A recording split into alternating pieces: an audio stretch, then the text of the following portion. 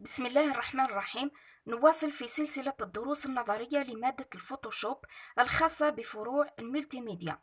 وبعدما شفنا في الفيديو الأول واجهة البرنامج والتي قلنا عنها أنها تتكون من لي منو اللي هما القوائم، لي بانو اللي هما اللوحات، وليسباس دو ترافاي اللي هو مكان العمل. وبعدما تطرقنا أيضا لكل القوائم أو لي منو اللي موجودين على نافذة الفوتوشوب، نمر الآن إلى العنصر الثاني من واجهة البرنامج وهما لي بانو. لي بانو نقسموهم إلى جزئين أو إلى نوعين. النوع الأول لو بانو دي زوتي، وكاين النوع الثاني لي زوتر بانو ندرسوهم وحدهم. لي بانو نبداو أولا بلي بانو دي زوتي. لو بانو دي زوتي، لو بانو دي زوتي هو هذا اللي موجود على يسار نافذة الفوتوشوب. Le panneau des outils se trouve par défaut à gauche de l'écran. معناته موجود على اليسار. Pour sélectionner un outil, il suffit de cliquer sur son icône. Chaque outil a une fonction très précise. معناته باش نستعملوا أداة من هذه مجموعة الأدوات ما علينا إلا أن ننقر على تلك الأيقونة، وكل أداة عندها وظيفة محددة. الآن lorsqu'un outil est sélectionné, la barre des options en haut de l'écran change en fonction des options de l'outil choisi. معناته كل ما نضغطوا أو كل ما ننقروا ولا كل ما نختاروا أيقونة لأداة معينة، هذا لابار هذا الشريط تاع لي زوبسيون راح يتغير مع تغير الأيقونة. Il comporte tout en haut une icône double flèche qui permet de l'afficher soit sous la forme d'une colonne, soit de rassembler les outils en deux colonnes. ما معنى هذه الجملة؟ معناه أنه كاين دو فلاش، سهمين صغيرين، إذا ضغطنا عليهم راح تتغير هذه اللوحة تاع هذه الأدوات، من إما العرض تاعها راح يكون في عمود واحد، وإما راح يكون في عمودين بهذا الشكل. أو عندي صورة مكبرة أحسن. هذه صورة لعمودين، الأدوات معروضة في عمودين. هذه الأسهم اللي نضغطوا، إذا ضغطنا على هذه الأسهم في الأعلى راح يرجع العرض في عمود واحد بهذا الشكل.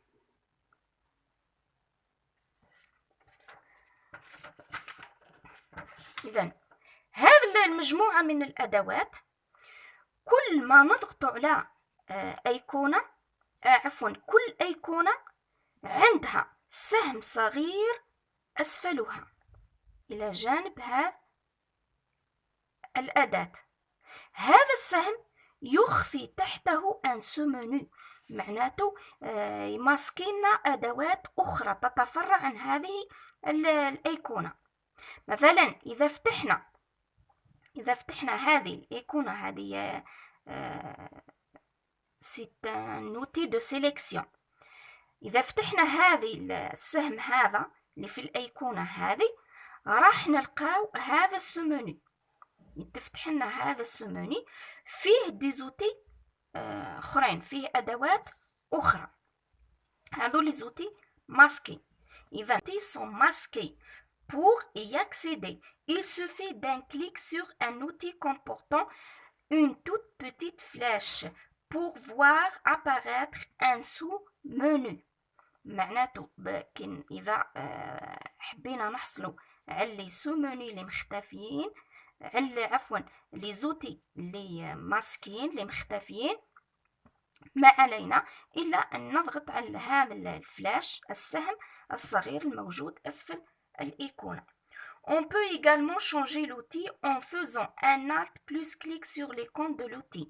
في هذه الأدوات المخفية، إذا حبينا ننتقل من أوتي إلى أوتي أخرى، من أداة إلى أداة أخرى، نضغطوا على الزر Alt في الكلافيي ونسحبوه بنقرة على نوعية لوتي. إذا طريقة عرض الأدوات هذه قلنا إما في عمودين وإما في عمود واحد. الآن ننتقل إلى هذه الأدوات. هذه الأدوات جمعناها في عدة مجموعات. المجموعة الأولى les outils de sélection. طبعا أنا نعطيكم النظري، اللي يحب يصور يوقف الفيديو، اللي يحب يصور الدرس يوقف الفيديو ويلتقط صورة. إذن les outils de sélection هما هذو نغيروا اللون، ممكن اللون أسود أحسن. هذو les outils de sélection.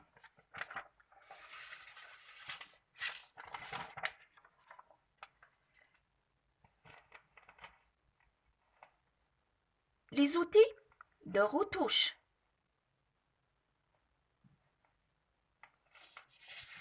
Les outils de retouche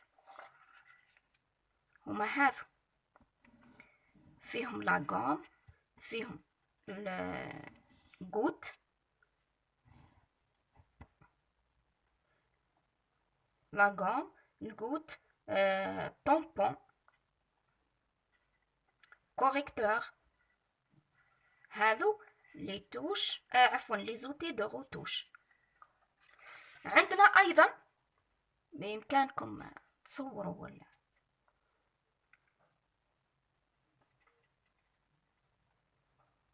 درس، ممكن تصوروا نصف، زيدوا تكملوا النصف الثاني.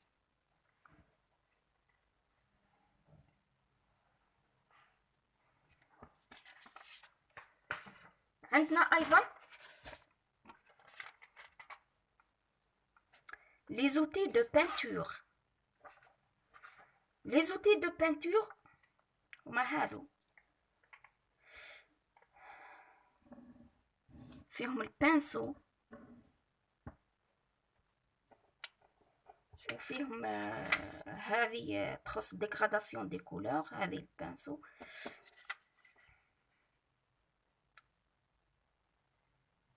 هذو les outils de peinture.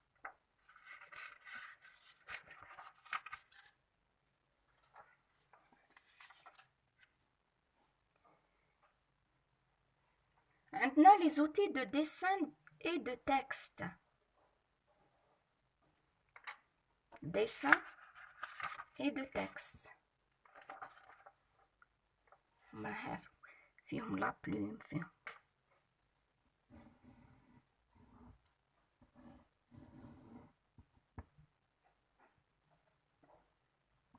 dessin et texte.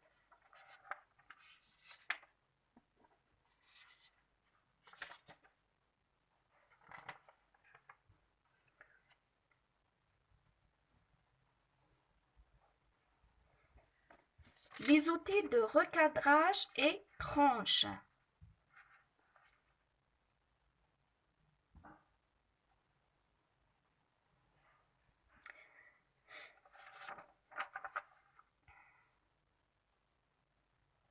Les outils de recadrage et tranche هما هذه ليكون كي نفتحها راح نلقى فيها هما 3.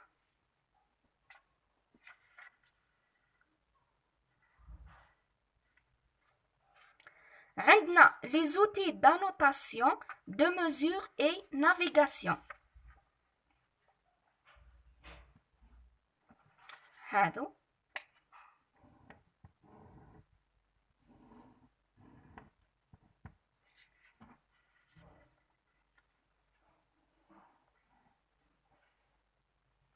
ومعاهم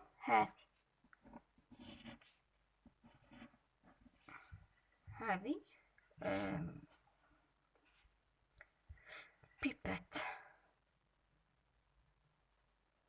إذن هذو بالنسبة لأنواع لي زوتي. طبعا لا داعي لأن أذكركم بأن هذه الدروس نظرية، ويجب أن تكون مصحوبة بحصص تطبيقية التي سنحاول تقديمها لاحقا بإذن الله. لا تنسوا أن تدعمونا بالاشتراك في القناة وتفعيل الجرس لتصلكم بقية الدروس. والسلام عليكم.